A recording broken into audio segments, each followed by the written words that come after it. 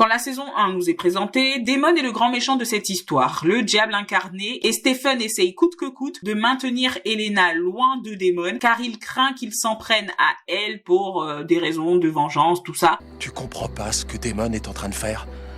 Il cherche à t'influencer et à te retourner contre moi. Mais, à notre grand étonnement, il finit par tomber amoureux d'elle, ce qui lui vaut l'étiquette d'intouchable.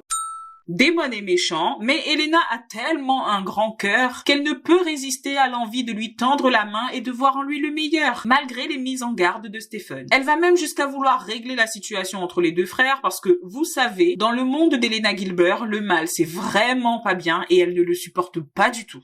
Par contre, je me sens vraiment mal d'avoir dit que je m'immiscerais jamais entre eux alors que c'est exactement ce que j'ai fait. Elle prend toujours part pour les opprimés. Elle serait la première à donner sa chemise à la veuve et à l'orphelin. C'est pour ça que dans le conflit qui oppose Caroline à Damon, quand Damon se sert littéralement d'elle comme une marionnette, la grande déesse Elena se dresse contre cette injustice trop injuste. Stephen, c'est la prison qu'il mérite. Elle pourrait être une héroïne parce que dans cette ville de Mystic Falls où les vampires souffrent d'une mauvaise réputation, elle œuvre pour réconcilier les deux clans, celui des humains et des créatures de la nuit, grâce à cet amour plus fort que tout. Elle rassure même Bonnie en lui disant qu'elle peut faire confiance à Stephen. Bonnie, regarde-moi, fais-moi confiance. Tu n'as rien à craindre de lui.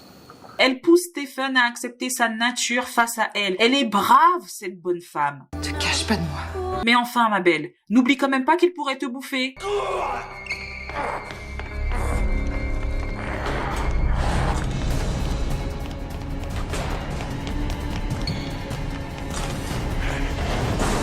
Et oui,